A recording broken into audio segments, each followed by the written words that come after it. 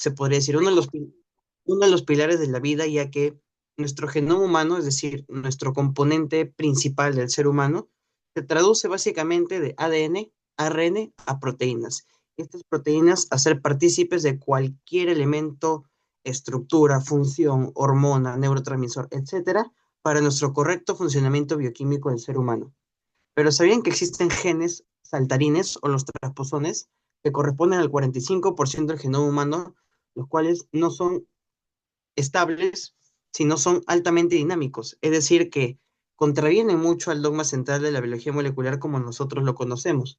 Incluso los propios virus, como el del VIH, que a través de la retrotranscriptasa va en sentido contrario a lo que vamos a ir viendo más adelante, cómo es el procesamiento y el producto final, que es pasar de ADN a proteínas. Entonces comenzamos. ¿Qué viene a ser en sí el flujo de información genética? Es un proceso altamente especializado en el cual la información contenida que nosotros vamos a tener en nuestro ADN va a ser sintetizada en proteínas funcionales. Antiguamente se decía que básicamente el ser humano es ADN, pasa a proteínas y listo, ahí nomás acaba. Actualmente se sabe que solo un 2% de todos los genes se codifican en proteínas, quedando un 98% aún por investigar, y que incluso los genes que nosotros tenemos, alrededor de 20.000, codifican más de 100.000 proteínas, siendo muchas de ellas no utilizadas o simplemente regresan para ser parte estructural, por ejemplo, del núcleo, del nucleolo, de proteínas transmembranas. Es decir, que muchas de las proteínas que nosotros conocemos y veremos en la aplicación clínica diaria, en realidad han pasado por muchísimos procesos y son el producto o el resultado de muchas preproteínas, siendo más del 50% de lo que nosotros producimos a través del dogma central de la biología molecular, preproteínas que requieren activarse a raíz de una enzima, a raíz de un neurotransmisor o un mensajero para recién poder ser utilizada. Su importancia biológica es la base de la expresión génica, el desarrollo celular y la herencia. Para ello, hablar de lo que es el dogma central de la biología molecular a través de todos sus pasos. Este es un flujo de información genética del ADN hacia proteínas. Fue propuesto por Watson y Crick en el año 1958 y tiene una ruta clásica, siendo el primer paso la replicación, segundo la transcripción y por último la traducción de proteínas. ¿Cómo ocurre la replicación como ya hemos visto? Si se acuerdan, el sentido de la vida, siempre acuérdense. Cuando no sepan cuál es el sentido de la vida, siempre digan de 5' a 3', que es la forma en la cual se va a producir todo este proceso. Entonces va a haber una enzima llamada helicasa. Ellas van a ser encargadas de desenrollar la doble hélice del ADN, rompiendo cada uno de los puentes de hidrógeno presentes entre las bases nitrogenadas. Van a existir unas proteínas SSB, conocidas como la Single Strand Binding, que son las encargadas de estabilizar las hebras separadas. Luego va a venir lo que es la topoisomerasa, la cual va a evitar el superenrollamiento del ADN. Es decir, la helicasa va a cortar y ¡fum! Los puentes de hidrógeno van a ser rotos y cada una de las hélices del ADN van a estar como que libres, sueltas, para evitar que éstas se alteren, éstas se puedan seguir desarrollando más y que todo sea un proceso muy desordenado. La topoisomerasa y la proteína SSB van a ser quienes la estabilicen y la mantengan ahí quieta. Luego va a venir la enzima primasa. Esta enzima primasa sintetiza lo que se conoce como un cebador de ARN, el cual va a ser encargado de iniciar la replicación. Posteriormente, tenemos a la ADN polimerasa 3, que es la encargada de añadir nucleótidos, o también llamados los NTPS, en la dirección de 5' a 3'. Pero nosotros vamos a utilizar la hebra molde de 3' a 5'. Por eso que le digo, el sentido de la vida siempre va de 5 a 3. Y esto es gracias a la ADN polimerasa, que añade estos nucleótidos, que han sido previamente seccionados al momento de que la helicasa rompió los puentes de hidrógeno. Luego van a venir los fragmentos de Okazaki, en la hebra retardada, es decir, la hebra que no está siendo usada como molde, es decir, la otra que está en su antípoda, 5', 3', van a venir y entrar estos fragmentos para que se puedan sintetizar pequeños trozos cortos y la otra hebra no sea una hebra inútil, sino también produzca el mismo proceso. Luego va a venir la ADN polimerasa 1, que va a ser la encargada de reemplazar los primers de ARN que trajo la primasa para poder reemplazarlo por ADN. Y por último está la ADN ligasa. ¿De qué se va a encargar? Todos los fragmentos que queden al aire, producidas por este recorte, producidas porque vienen los primers trayendo ARN, van a unirlos a través de enlaces fosfodiéster. Luego vamos a ir a la transcripción. En la transcripción, el papel fundamental que nosotros conocemos es el de sintetizar ARN a partir de ADN. La ARN polimerasa, que anteriormente se utilizó, recordando, reemplazando los primers de ARN por ADN, se va a unir a lo que es el promotor, que es una secuencia específica en el ADN, para que lo desenrolle. Porque como recordamos, la réplica consiste en que de una sola un cuerpo de doble hélice del ADN se van a formar, por así decirlo, dos ADNs hijas. Entonces se va a desarrollar nuevamente ese ADN nuevo y se sintetiza ARN de 5' a 3', pero esta vez sin un primer. Y esto va a ser utilizado gracias a que existen los NTPS, que son los ribonucleótidos, o también conocidos como ARN mensajero, ARN ribosomal o ARN de transferencia. Son los tres ARNs que van a actuar a este nivel, a diferencia de transferencia que va básicamente más hacia el lado de la traducción. ¿De qué se encarga el mensajero? Como dice su nombre, da un mensaje. Es decir, lleva toda la información que vino de la traducción, perdón, de la replicación y luego transcripción de ADN a ARN hacia lo que vienen a ser los componentes ribosomales.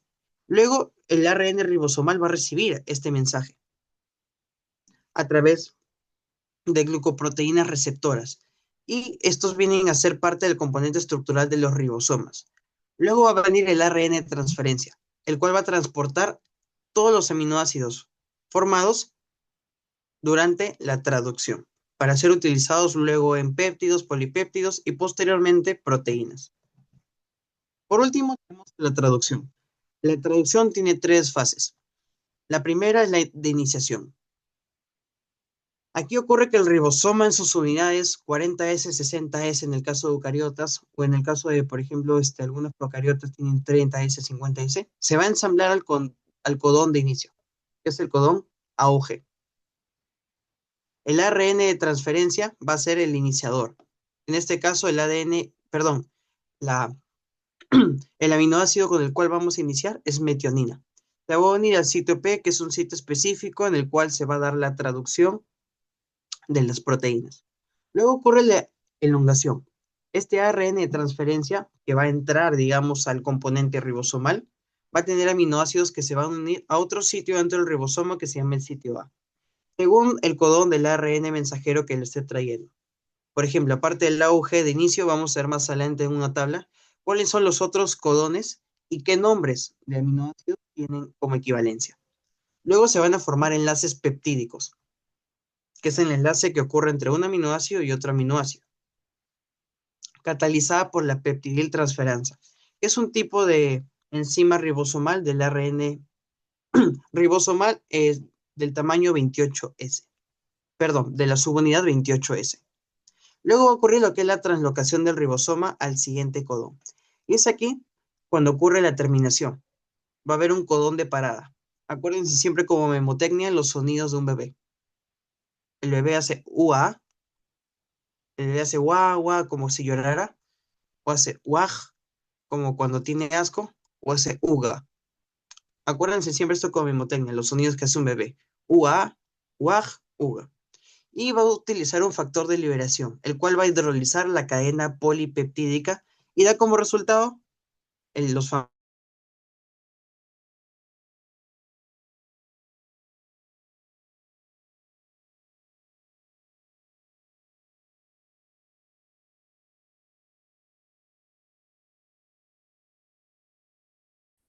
acá tenemos, por ejemplo, el codón de inicio, segunda letra U y tercera letra G. Tenemos aquí la metionina, auge, metionina. codón de inicio. Pero después de este codón de inicio tenemos que tomar en cuenta que pueden venir cualquier otro.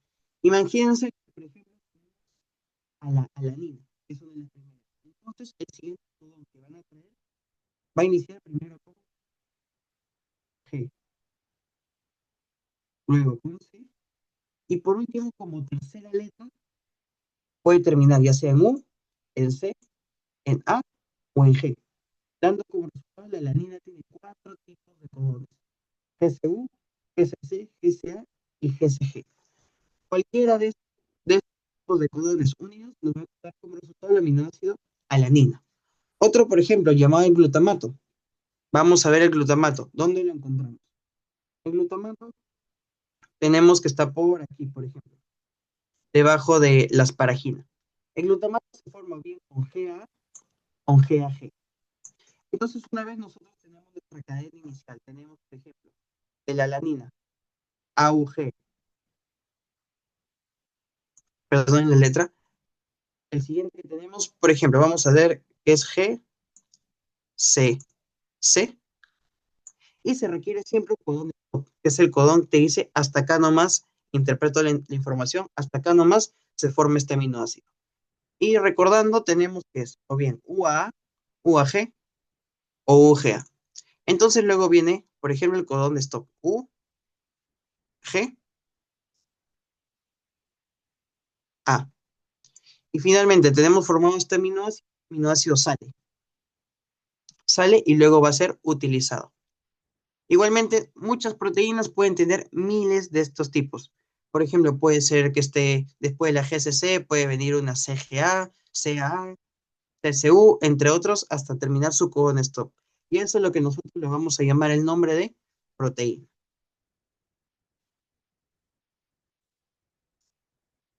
En la siguiente que tenemos, vamos a borrar. Lo que nos queda es el código genético. ¿Qué viene a ser el código genético? Es un conjunto de reglas, de normas, mediante las cuales la secuencia de nucleótidos del ARN mensajero se va a traducir en aminoácidos. ¿Cuál es su característica? Está formada por múltiples codones, como ya mencioné antes y más o menos ya aprendimos a cómo aprender a interpretarlos. Sí, Catherine ha levantado su mano. ¿Quiere hacer alguna pregunta, Catherine?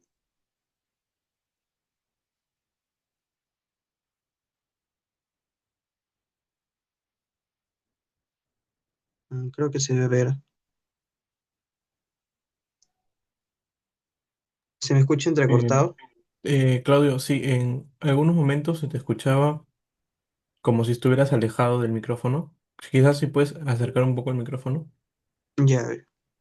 Ujú. ¿Serían que repita la parte anterior? ¿En qué parte no se me escuchó? A ver, por ahí escriben por el Sí, chat. por favor, si puedes repetir la parte anterior. Ya, a ver, retrocedemos entonces, vamos a hacer. Ya, el cuadro. Perfecto. Ya,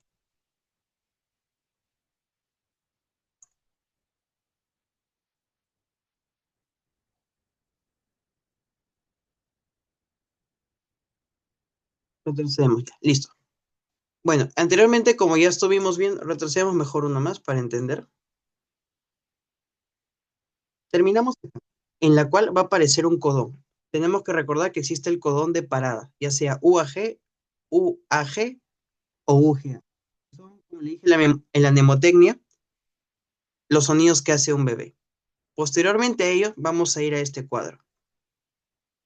Este cuadro nos permite nosotros saber cómo se forma cada uno de los aminoácidos y cómo está compuesto cada uno de de las proteínas, péptidos, polipéptidos que van a ser parte de la función ya sea de síntesis, función enzimática, entre otros. ¿Cómo nosotros aprendemos a formar y interpretar? Empecemos así. Se tiene el codón de inicio o el codón llamado de metionina. Vamos a ir entonces que la metionina empieza con A. El segundo codón buscamos arriba del recuadro, la U. Y el tercer recuadro, que dice tercera letra, vamos a ver si va con U, uracilo, citosina, guanina o adenina. En este caso, la metionina es AUG. Perfecto, AUG. Vamos escribiendo aquí para aprender a codificar una proteína. tenemos, por ejemplo, AUG. Este es nuestro codón inicial que nos dice este núcleo. Vamos a empezar a formar proteína de este aminoácido que posteriormente va a salir a la membrana, como ya vimos un poco en el sistema endomembranas, haciendo un poco de memoria. Entonces vamos a ver, por ejemplo, a la alanina, que es ALA. La alanina se forma, por ejemplo, tenemos aquí con una guanina. Disculpa, sigue escuchándose como que entrecortado, como que por un momento como que se va la voz. Wow, ya ver, voy a ver. Se escucha ahí.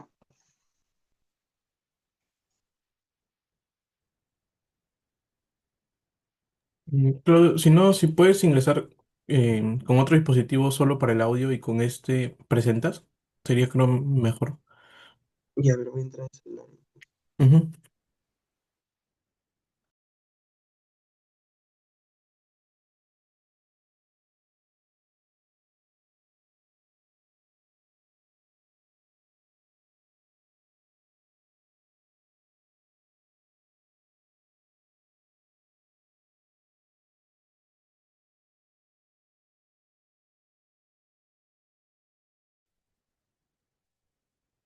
Y ahora sí se me escucha mejor, más o menos.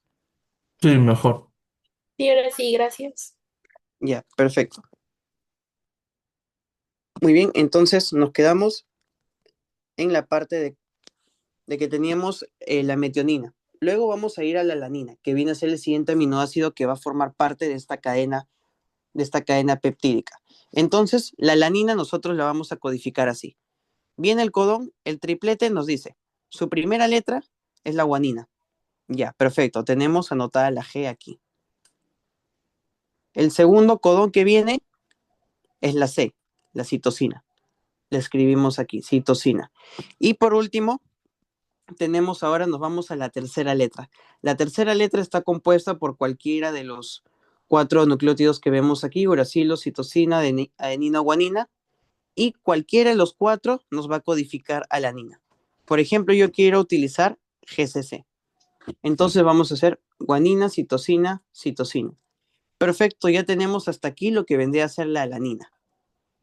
Pero no, porque sí, porque toda cadena requiere una, un stop, es decir, requiere que hasta aquí nomás es como que se le dice al núcleo, se le dice al código genético, hasta aquí nomás se interpreta esta proteína, se interpreta este aminoácido. El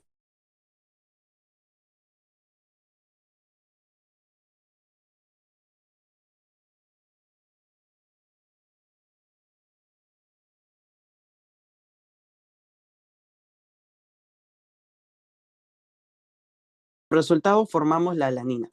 Acuérdense siempre, a la mano izquierda, la primera letra, primer recuadro. Segunda letra, nos vamos arriba. Vamos encontrando cuáles son los puntos en común. Y tercera letra, vamos encontrando cuál de estos cuatro nos va a completar. Por ejemplo, si queremos irnos a la cisteína, ¿dónde se encuentra la cisteína? Se encuentra acá arriba. Nosotros vamos a ver que se puede formar por UGU o UGC.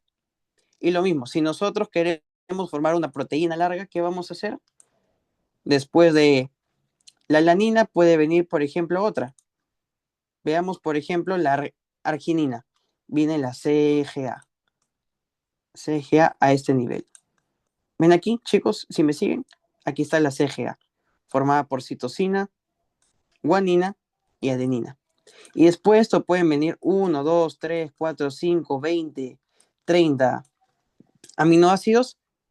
Y por último viene su codón de stop. Por ejemplo, vamos a darle UAG. Y esto le da el nombre a una proteína X, cualquiera. Si nosotros vemos cuál es el componente de las proteínas a nivel de sus aminoácidos, vamos a tener estos nombres de aquí. Hasta aquí todo claro, chicos. ¿Alguna duda de cómo se forma la secuencia de codones?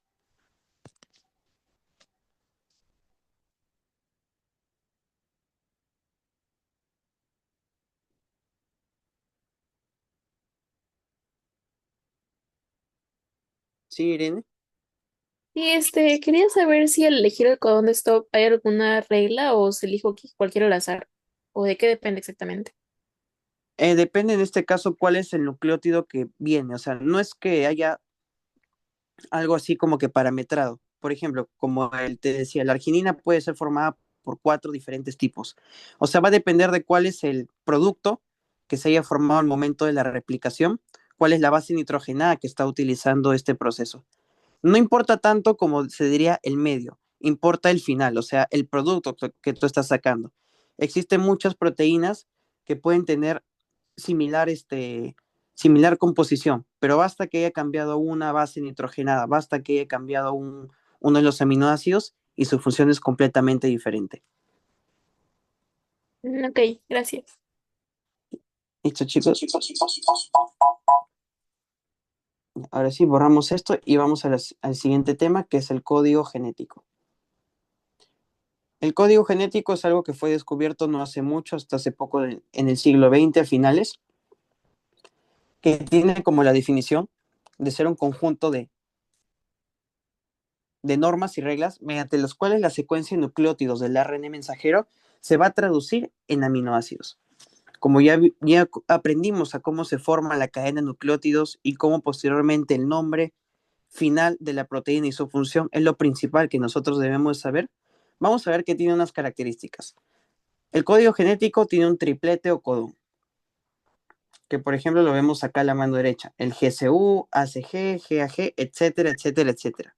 Siempre recordando que el codón inicial es el codón de la metionina, AUG, y que el codón stop puede ser UA, UAG o UGA. Otro que es universal, es decir, todos los seres humanos tenemos el mismo código genético.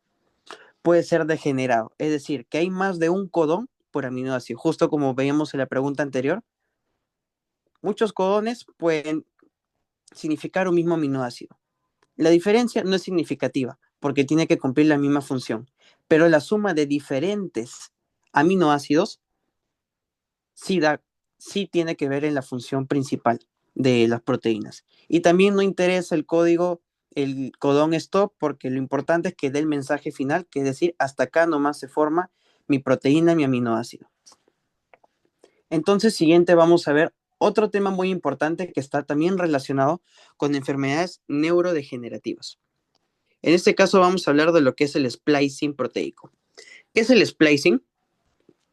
El splicing ocurre, son por ejemplo secuencias codificantes del gen. En este caso van a ser formadas por intrones y extrones, que en la siguiente imagen vamos a ver qué es cada uno de ellos. El intrón básicamente son secuencias no codificantes que interrumpen a los exones dentro de un gen. Un gen tiene una parte de exón y una parte de intrón. Estos se van a eliminar del ARN mensajero mediante un proceso llamado splicing. Ahora sí, si se captó un poco más, básicamente el splicing es la eliminación del ARN mensajero. Y los exones son secuencias igualmente codificantes de este gen, pero que contienen toda la información que finalmente será traducida en proteínas. Esto por lo general se va a encontrar en células eucariotas. En procariotas, acuérdense, los genes no tienen intrones. ¿Y quién se va a encargar de hacer este splicing?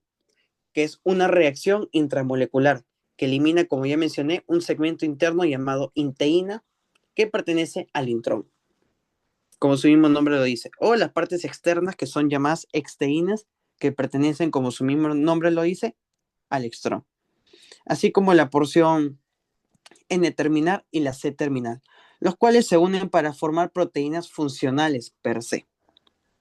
¿Dónde ocurre esto? En el llamado espliciosoma, que es formada por los SNRNP. ¿Qué significa un SNRNP? Básicamente son como que proteínas pequeñas. Son proteínas, en este caso algunos llamados inactivas, son proteínas no codificantes en sí, que van a ser parte de todo este proceso. Y cada una de ellas se va a unir a proteínas reconociendo secuencias específicas, tanto al inicio como al final de los intrones. En este caso, durante la transmisión, el ADN mensajero, el ADN es transcrito a un ARN mensajero, que va a ser el primario, que se conoce como el pre-ARN mensajero, como lo podemos ver acá a la derecha, el mRNA mensajero. Acá se va a realizar el splicing, que en este caso su sinónimo en español se le dice empalme, en el cual todos estos intrones se van a eliminar a través de puntos de corte que utilizan aminoácidos llamados cisteína o serina, como se puede ver aquí, la cisteína o la serina, que tienen cadenas laterales que son afines al núcleo. Esta cisteína y esteína se van a autoeliminar del polipéptido recién sintetizado, formando como resultado acá la proteína madura procesada que tiene N-exteína y C-exteína, formando lo que se conoce como el ARN mensajero maduro, y acá la inteína escindida, que es la inteína que salió, que fue desechada. Y así es como tenemos nosotros el splicing de proteínas. Eso sería todo por la exposición. Muchas gracias, chicos. Si quedara alguna duda.